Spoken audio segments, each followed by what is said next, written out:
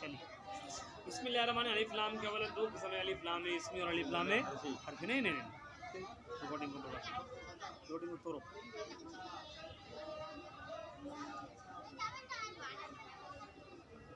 بسم اللہ الرحمن الرحیم۔ اب میں قافیہ پڑھانے کے لیے جا رہا ہوں، ذرا سماعت فرمائیں۔ تو الف لام کی کتنی قسم ہے جناب؟ تو الکلمۃ لفظ میں جو الف لام ہے اس الف لام کی دو قسم ہے، اولا الف لام زائد اور دوسری قسم ہے الف لام غیر زائد۔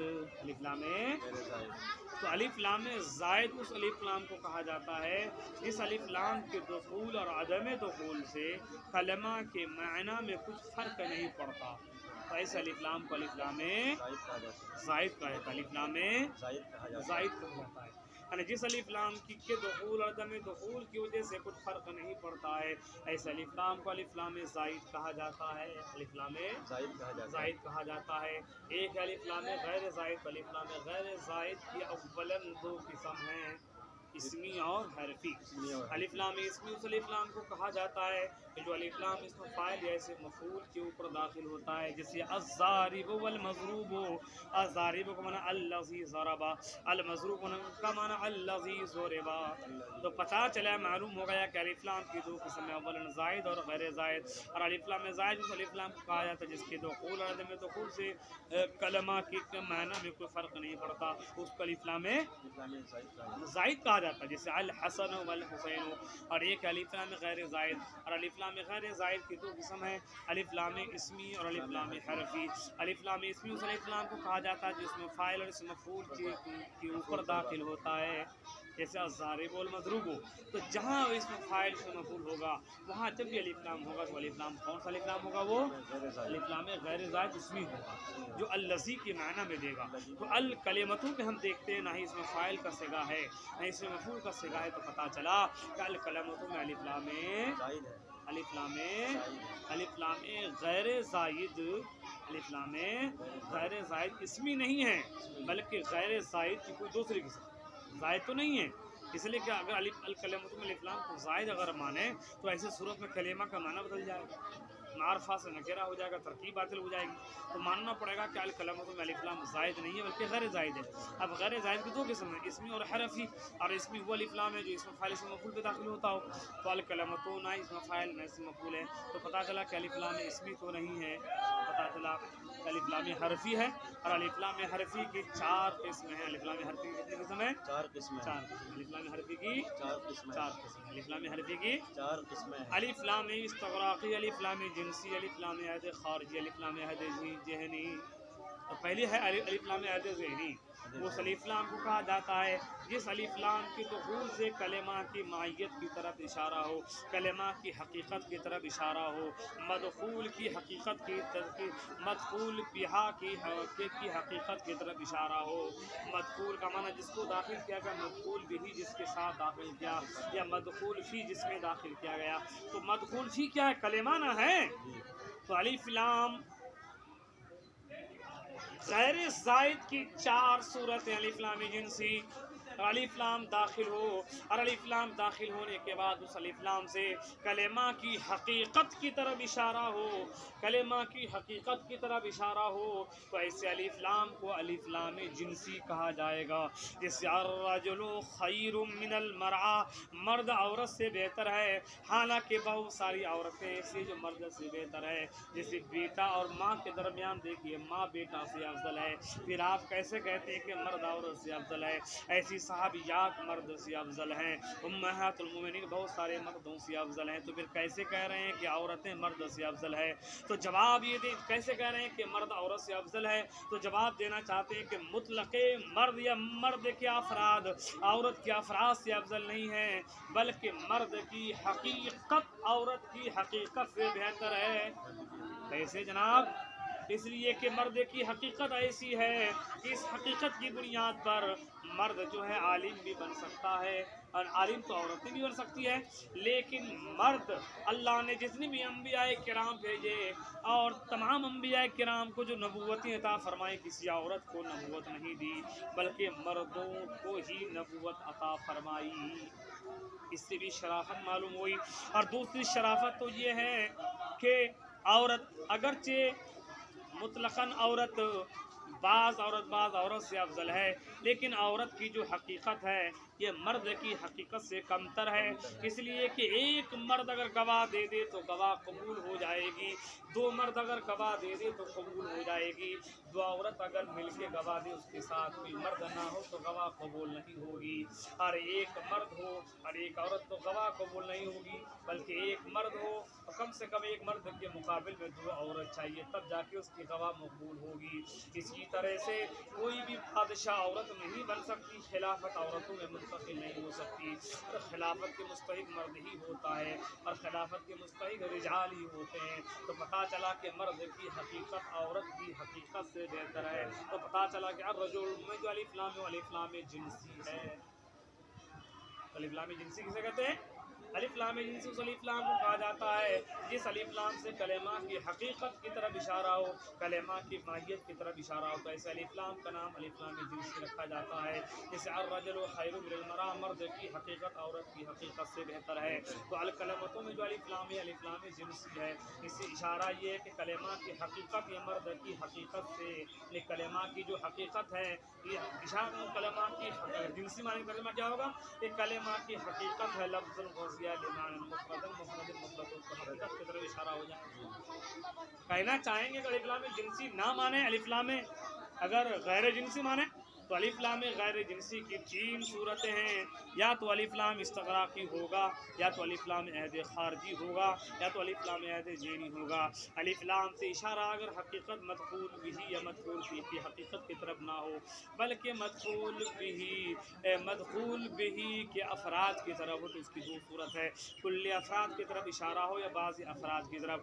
अगर कुल्ले अफराद की तरफ इशारा हो तो अलिफ लाम अलिफ लाम इस्तग़राक़ी कहा जाता है। जैसे इन्नल इंसान लफ़ी खुसरिन, बेशक तमाम इंसान घाटे में है, तो इंसान में अलिफ लाम इस्तग़राक़ी है। इसी तरह से अल्हम्दुलिल्लाहि रब्बिल आलमीन, तमाम तारीफ़ साबित है अल्लाह ताला के लिए, तो अल्हम्दु में जो अलिफ लाम इस्तग़राक़ी है, अलिफ लाम इस्तग़राक़ी है। एक है अलिफ लाम अहद खारजी।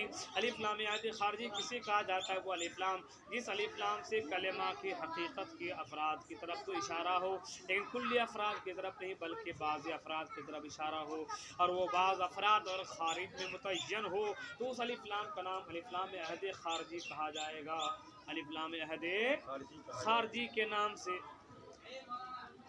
अलिफ लाम अहद खारजी कहा जाएगा। उसकी मिसाल जैसा कि फ़ासा फ़िरऔनुर रसूला, फ़िरऔन ने रसूल की नाफरमानी की, तो रसूल से क्या मुराद है? क्या मेरे नबी की नाफरमानी की, क्या हज़रत आदम अलैहिस्सलाम की नाफरमानी की, क्या हज़रत लूत अलैहिस्सलाम की नाफरमानी की, क्या हज़रत मूसा हज़रत ईसा अलैहिस्सलाम की नाफरमानी की? नहीं, बल्कि उनके उसके ज़माने में जो नबी थे, हाँ उस नबी की उन्होंने नाफरमानी की, और उसके ज़माने में हज़रत मूसा अलैहिस्सलाम थे। तो रसूला में जो अलिफ लाम उस अलिफ लाम से इशारा है अलिफ लाम अहद खारजी की तरफ, और अलिफ लाम अहद खारजी से इशारा है हज़रत मूसा अलैहिस्सलाम की तरफ। तो जिस रसूल की तरफ इशारा है वो खारिज में मुतय्यन है, तो जिसकी तरफ इशारा वो खारिज में मुतय्यन, तो उसका नाम अलिफ लाम अहद खारजी है। या तो अलिफ लाम से इशारा अगर अफराद की तरफ ना हो, अफराद की तरफ तो हो, कुल्ले अफराद की तरफ ना हो, बल्कि बाज़ अफराद की तरफ वो, बाज़ अफराद खारिज में मुतय्यन ना हो बल्कि ज़हन में मुतय्यन हो, तो ऐसे अलिफ लाम को अलिफ लाम अहद ज़हनी कहा जाता है। जैसा कि हज़रत याक़ूब अलैहिस्सलाम ने फरमाया था उस वक्त जब हज़रत याक़ूब अलैहिस्सलाम के बेटे हज़रत यूसुफ़ अलैहिस्सलाम को लेके जा रहे थे, तो मेरे हज़रत ने फरमाया कि इन्नी अख़ाफ़ु अन यअकुलहा ज़ीब, मैं खौफ खाता हूँ कहीं भेड़िया ने इनको ना खा ले, एक अंदेशा का इज़हार फरमाए थे। तो अज़ीब में जो अलिफ लाम है वो अलिफ लाम मुतय्यन भेड़िया की तरफ नहीं है, बल्कि मुतलक़ भेड़िया की तरफ उन्होंने इशारा फरमाया था, जो ज़हन में उनका मुतय्यन था, खारिज में मुतय्यन नहीं था। तो पता चला जिस अलिफ लाम से मदखूल के कुल्ले अफराद की तरफ इशारा ना हो, बल्कि बाज़ी अफराद की तरफ इशारा हो, और वो बाज़ अफराद खारिज में मुतय्यन ना हो बल्कि ज़हन में मुतय्यन हो, तो ऐसे अलिफ लाम का नाम अलिफ लाम ज़हनी कहा जाता है। समझे कि नहीं?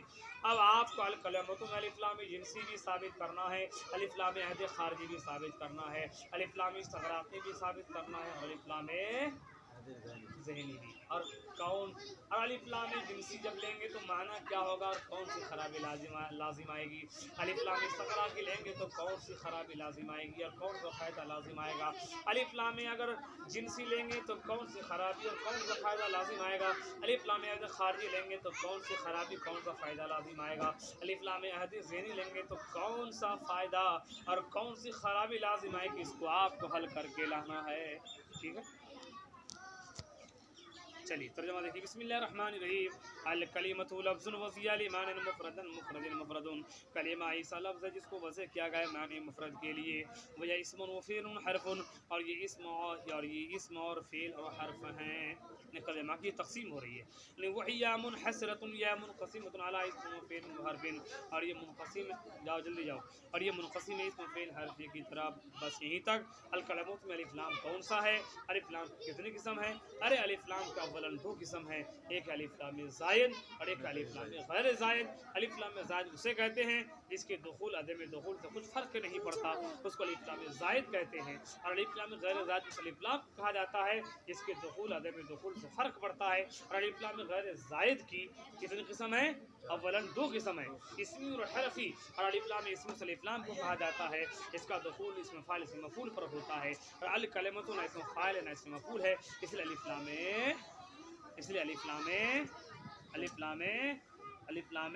اسمی نہیں ہے، تو الف لام حرفی ہے.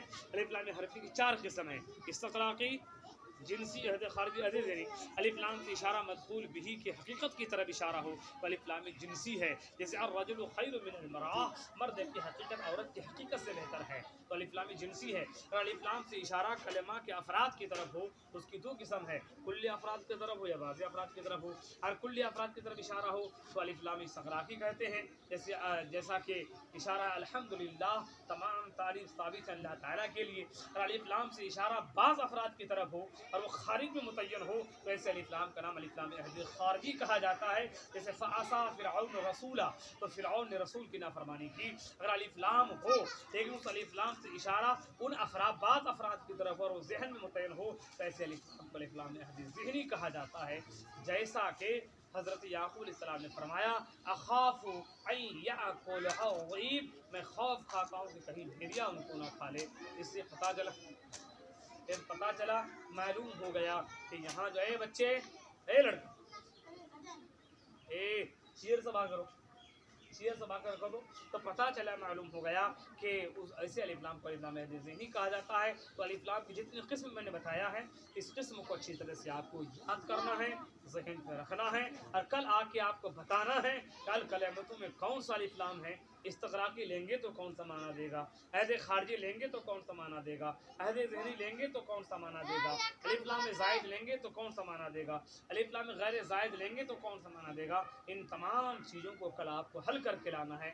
پھر اسی الف لام کی تطبیق آپ کو الحمدوں میں دینا ہے کہ الحمدوں میں الف لام غیر زائد لیں گے تو کیا معنی ہوگا، کون سی خرابی لازم آئے گی. زائد لیں گے اور غیر زائد میں اگر اسمی ہو سکتا ہے یا نہیں. اگر الف لام غیر زائد میں استقراقی کون سا معنی دے گا، عہد خارجی میں کون سا معنی دے گا، عہد ذہنی میں کون سا معنی دے گا. اس کو حل کریں.